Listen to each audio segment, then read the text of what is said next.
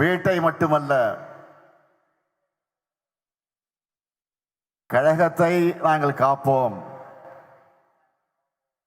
என்கிற உணர்வோடு கருப்பு சிவப்பு கடல் போல திரண்டிருக்கீங்க. வீட்டையும் கழகத்தை மட்டுமல்ல,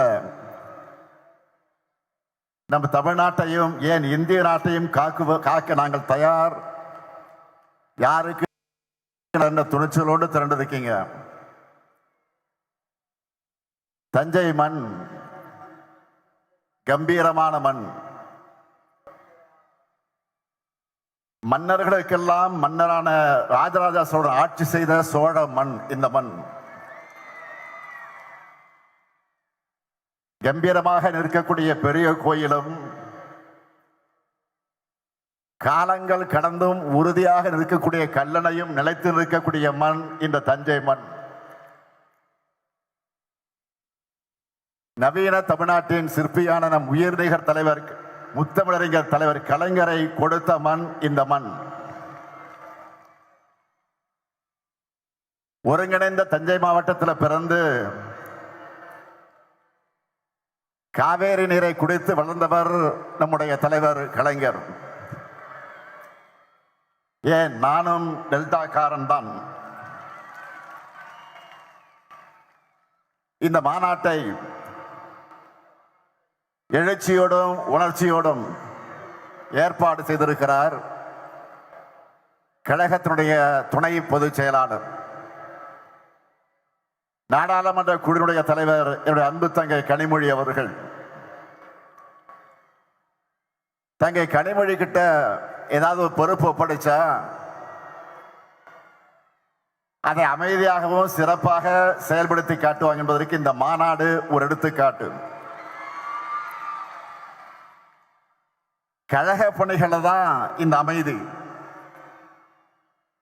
உரிமை குரல் எழுப்ப வேண்டிய நேரத்தில் கர்ஜனை மொழியா மாறி போராடுவார். அதுதான் கனிமொழி. அவருக்கு என்னுடைய பாராட்டுக்கள், வாழ்த்துக்கள். அதே போல மண்டலத்தினுடைய பொறுப்பு அமைச்சர், முதன்மை செயலாளர், என்னுடைய அருமை சகோதரர், திருச்சி தந்த தீரர் KN நேரு, கழகத்தை வளர்க்கிறதுல, எழுச்சி மிகு மாநாடுகளை நடத்துறதுல, மக்களை திரட்டுறதுல அசகாய சூரர் அவர். அவருக்கும் மகளிரனுடைய நிர்வாகிகளுக்கும் மாவட்ட கழகத்தின் செயலாளர்களுக்கும் கழக முன்னணியினருக்கும் என்னுடைய நெஞ்சார்ந்த பாராட்டுக்கள், வாழ்த்துக்கள். பல்லடத்தில் தீபமாய் ஒளிர்ந்த இந்த வெல்லும் தமிழ் பெண்கள் மாநாடு இப்ப தஞ்சையில தகத்தகன்னு மின்னுது. தஞ்சை என்பது திராவிட இயக்கத்தினுடைய கோட்டை. வெல்லும் தமிழ் பெண்களை, கழகத்தை காக்க வேண்டிய கடமை, தமிழ்நாட்டை வளர்க்க வேண்டிய கடமை உங்களுக்கு தான் நிறைய இருக்கு. சாதி ஆதிக்க ஒழிப்பு மட்டுமே திராவிட இயக்கத்தினுடைய அடிப்படை நோக்கம் இல்லை. பெண் விடுதலையும் தான் நம்முடைய அடிப்படை. சாதியால் உயர்வு தாழ்வு இல்லை என்பதற்காகவும், ஆண் உயர்ந்தவன் பெண் தாழ்ந்தவர் என்று நினைப்பதும் நடத்துவதும் தவறானது என்பதை உணர்த்துவதற்காகத்தான் உருவாக்கப்பட்ட இயக்கம் நம்முடைய திராவிட இயக்கம். சூத்திரர்களைப் போல பெண்களும் இழிவானவர்களும் ஒடுக்கப்பட்ட காலத்தில் இந்த இருவருடைய விடுதலைக்காகவும் வாழ்நாளெல்லாம் உழைச்சார் தந்தை பெரியார். திராவிட இயக்கத்தோட தாய் அமைப்பான நீதி கட்சி ஆட்சியிலே தான் பெண்களுக்கு முதலாக வாக்குரிமை தரப்பட்டுச்சு. அந்த வழித்தடத்தில் வந்த பேரறிஞர் அண்ணா அவர்கள் சுயமரியாதை திருமண சட்டத்தை நிறைவேற்றினார். பெண்களுக்கு சொத்துல சமபங்கு உண்டு என்று கொடுத்தார் நம்முடைய தலைவர் கலைஞர். இது 1929ஆம் ஆண்டு தந்தை பெரியார் போட்ட தீர்மானம். அதை 1989 நிறைவேற்றியவர் முதலமைச்சராக இருந்த கலைஞர் அவர்கள். பேந்தி காவலர்களை உருவாக்கினவர் கலைஞர். மகளிர் சுய உதவி குழுக்களை உருவாக்கி பெண்களை தொழில் முனைவர்களாக உயர்த்தினவர் கலைஞர். உள்ளாட்சி அமைப்புகள் இடஒதுக்கீட்டை கொடுத்தார். நம்ம திராவிட மாடல் ஆட்சியில இன்றைக்கு 1,30,00,000 சகோதரிகளுக்கு இந்த முத்துவேல் கருணாநிதி ஸ்டாலின் உரிமை தொகை வழங்கி கொண்டிருக்கிறேன். நான் சிஎம் ஆகி முதல் கையெழுத்து பேருந்துகள்ல பெண்களுக்கு கட்டணமில்லா விடியல் பயண திட்டத்துக்கு தான். ஸ்டாலின் பஸ்ன்னு மக்கள் அதுக்கு பேர் வச்சுட்டாங்க. அதுதான் அந்த திட்டத்துடைய வெற்றி. கல்லூரிகளை படிக்கக்கூடிய மாணவிகளுக்கு மாதந்தோறும் 1000 ரூபாய் வழங்குகிற புதுமை பெண் திட்டத்தில் 5 லட்சம் மாணவிகள் பயனடைகிறாங்க. கொரோனா கால இன்னல்களில் இருந்து மகளிர் சுயஉதவி குழுவினரை காத்திட்ட கூட்டுறவு சங்கங்கள் மூலமாக அவங்களுக்கு வழங்கப்பட்ட 2674 கோடி ரூபாய் கடனை தள்ளுபடி செஞ்சுட்டு 17,33,696 சுயஉதவி குழுக்களுக்கு 1,05,235 கோடி ரூபாய் வங்கி கடன் இணைப்புகள் வழங்கி சாதனை படைச்சிருக்கிறோம்.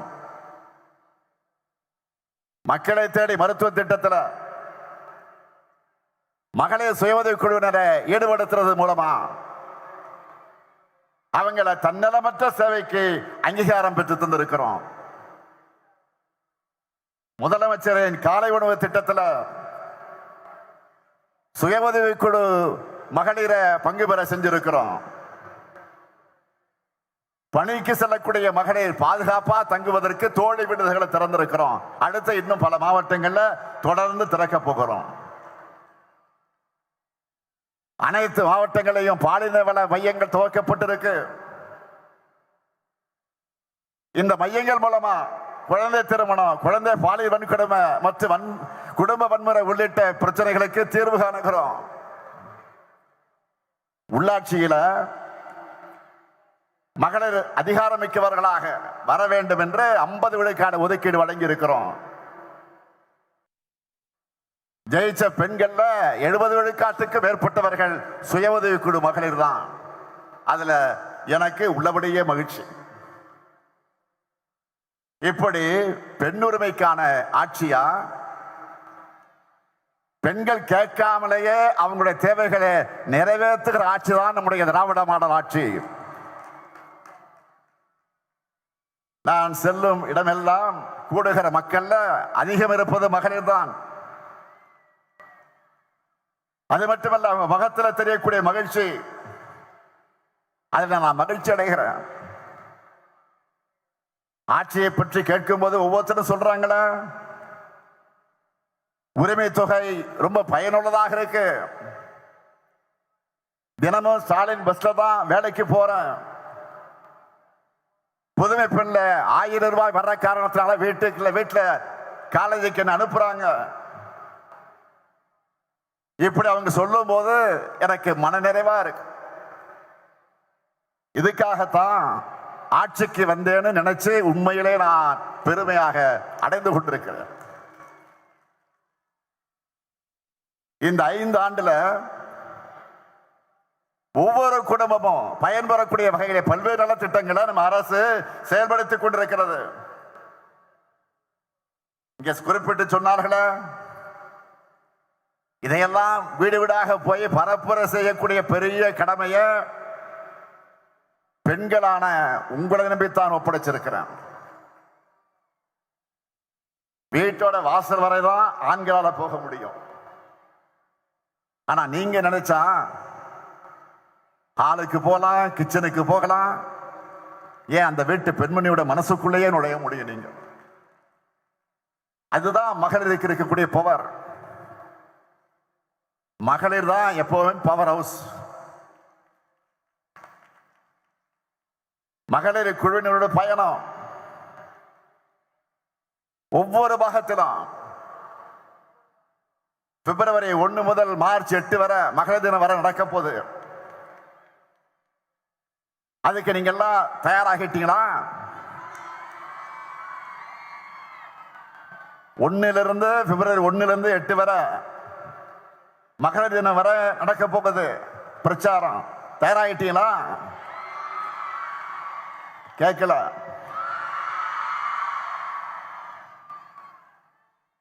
அடுத்து தமிழ்நாட்டை தலைகுனிய விடமாட்டோம்னு தொகுதிகள் தோறும் பிப்ரவரி 28 வரைக்கும் பொதுக்கூட்டங்கள் நடக்க போகுது. இளைஞர் அணியினரும் பிப்ரவரி 7ஆம் நாள் விருதுநகர்ல தென்மண்டல இளைஞர் அணி நிர்வாகிகள் சந்திப்புக்கு நடத்துவதற்கு அவங்க ஆயத்தமாகிட்டாங்க. பிப்ரவரி 11 தொடங்கி பூத் கமிட்டி மாநாடு மண்டல வாரியாக நடக்க போகுது. துணை முதலமைச்சர் பேசும்போது சொன்னாரு, மாதம் ஒரு மாநாடு. ஆனா பிப்ரவரி மாதம் மட்டும் 5 மாநாடு நடத்த போறோம். 4 வாரம் தான், ஆனா 5 மாநாடு. இவற்றுக்கெல்லாம் முத்தாய்ப்பாக மார்ச் 8ஆம் நாள் தீரர்கள் கோட்டமாம் திருச்சியில 10 லட்சம் உடன்பிறப்புகள் கூடுகிற மாநில மாநாட்டை பேரிழச்சோடு நடத்த போறோம். அதனால சொல்ற, ஜனநாயக போர்க்களத்தில் வெற்றியை பெற வரைக்கும் உடன்பிறப்புக்கான உங்களுக்கு,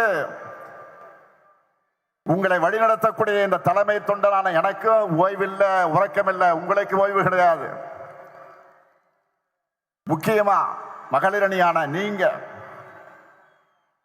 பரப்புரையோட முன்கள வீராங்கனைகளாக நிக்கணும். ஏன்னா எதிரணியரோட பொய் பிரச்சாரங்களை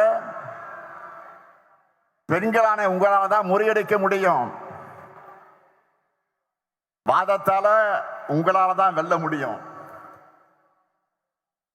அதனாலதான் நான் அதிகமாக உங்களை நம்புறேன். பெண்களையும் இளைஞர்களையும் தான் நான் நம்புறேன். சொன்னார்களே, 2 நாளைக்கு முன்னாடி தமிழ்நாட்டுக்கு வந்த மாண்புமிகு பிரதமர் மோடி அவர்கள் ஏராளமான பொய்களை சொல்லிட்டு போயிருக்கிறார்.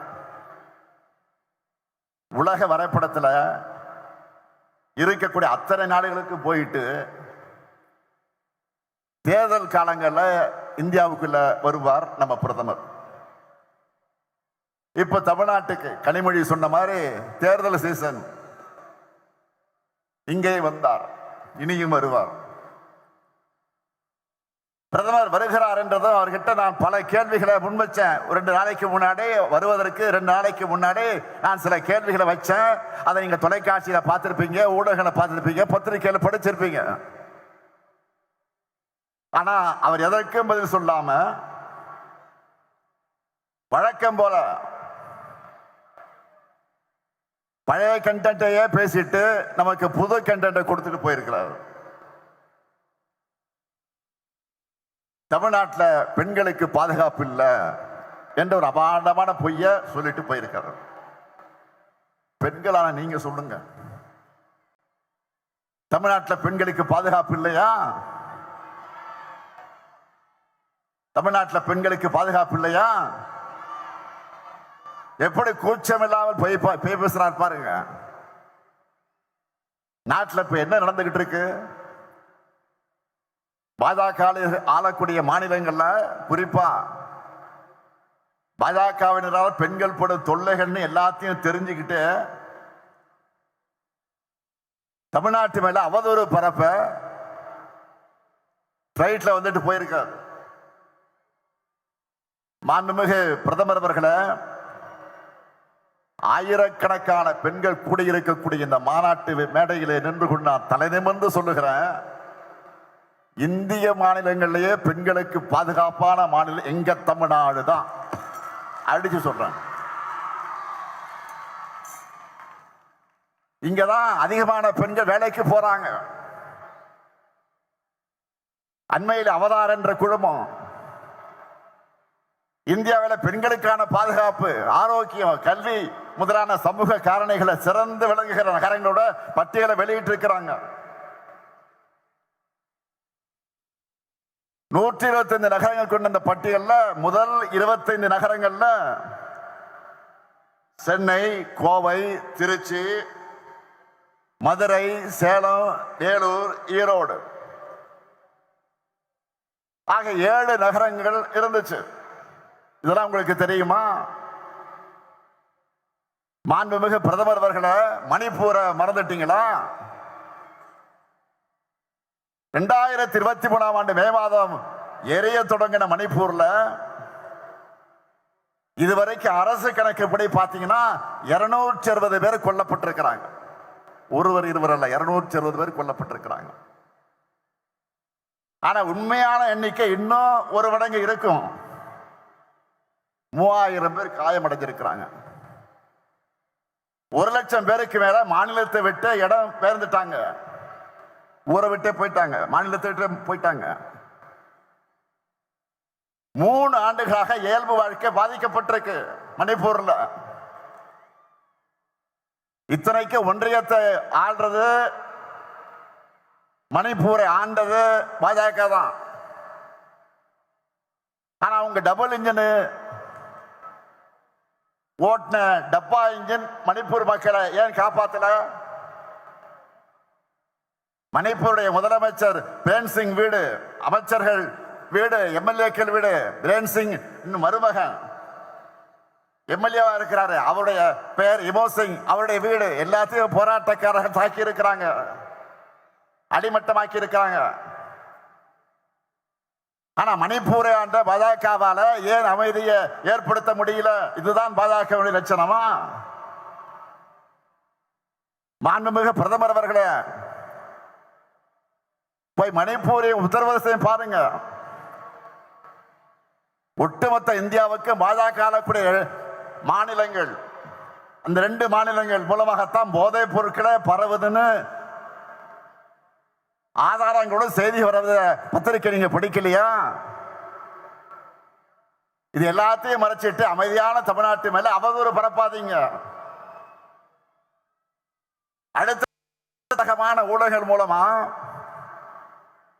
நெரேட்டிவ் செட்டப் பண்ண பிரதமர் கலந்துக்கிற பொதுக்கூட்டத்தை நடத்தி இருக்கிறாங்க. ஏதோ புதுசா கூட்டணியை உருவாக்கிட்ட மாதிரி அவரும் தோல் உயர்த்தி இருக்கிறார். நல்லா கவனிங்க, தோற்ற கூட்டணியை புதுப்பிச்சுட்டு அதுக்கு பில்டப் கொடுத்திருக்கிறாங்க. அந்த கூட்டணியில் இருக்கிற எல்லாருமே இடி, ஐடி, சிபிஐன்னு ஏதோ ஒரு வகையில பாஜக கிட்ட சிக்கி அந்த வாஷிங் மிஷின் தங்களையும் விழுக்காதா என்ற நப்பாசையில கையை கட்டி உட்கார்ந்து இருக்கிறாங்க. ஏற்கனவே இதே பாஜக அதிமுக கூட்டணி 2019 தேர்தலையும் 2021 தேர்தலையும் ஒன்னா நின்று பார்த்தாங்க, தோற்று போனாங்க. அடுத்த 2024 தேர்தலில் அதிமுக பாஜக என்கிற வேஸ்ட் லக்கேஜ கேட்டுட்டு நிக்கலான்னு அப்புறமா சேர்ந்துக்கலான்னு மறைமுக கூட்டணியா வந்தாங்க. ஆனா அந்த கெட்டப்பில் வந்தாலும் உங்களுக்கு கெட் அவுட் தானே தமிழ்நாட்டு மக்கள் திரும்ப திரும்ப சொல்லிட்டாங்க. இப்ப திரும்ப பழையபடியே உடைஞ்சு போனதெல்லாம் ஒட்டி எடுத்துக்கிட்டு புதுசா என்டிஏ அரசுன்னு சொல்லிக்கிட்டு வந்திருக்கிறாங்க. எல்லாருக்கும் தெரியும், பாஜக அதிமுக கூட்டணி கட்டாயத்தால் உருவாகி இருக்கக்கூடிய கூட்டணி, மிரட்டலால் உருட்டலால் உருவான பிளாக்மெயில் கூட்டணி, உண்மையான அதிமுக தொடர்களுடைய விருப்பத்திற்கு எதிராக அமித்ஷா அவர்களால் திணிக்கப்பட்ட கூட்டணி, முழுக்க முழுக்க தன்னுடைய சுயலாபத்திற்காக வழக்குகள் இருந்து தன்னை காப்பாற்றிக்க, தன்னுடைய பதவியை தக்க வச்சுக்க பழனிசாமி உருவாக்கின சுயநல கூட்டணி. டெல்லிக்கு ரகசியமா பல கார்கள்ல மாறி மாறி போய் அங்க வழக்குகளை காட்டி மிரட்டினதும், ஏசி கார்லயே ஒருத்தருக்கு முகமெல்லாம் வேர்த்து விறுவிறுத்து போச்சு. எப்படி கட்சி வச்சு தொடச்சுக்கிட்டு வந்தாரு நாடே பார்த்துச்சு. அந்த காட்சி நாமும் பார்த்தோம். பாஜக என்ன நினைக்கிறாங்க? திரும்பவும் தங்களுடைய கண்ணசவைக்கு ஏற்ப தலையாட்டுகிற எடுபடிகளை வச்சுக்கிட்டு டெல்லியிலிருந்து தமிழ்நாட்டை ஆளலாம்னு பாஜக நினைக்குது. உங்களுக்கு தக்க பதிலடைய தமிழ்நாடு தரும். அதிமுக ஆட்சி என்ற பேர்ல பாஜகவோட பிராக்சி ஆட்சி நடந்ததையே ஏத்துக்காதவங்க தமிழ்நாட்டு மக்கள். இப்ப வெளிப்படையா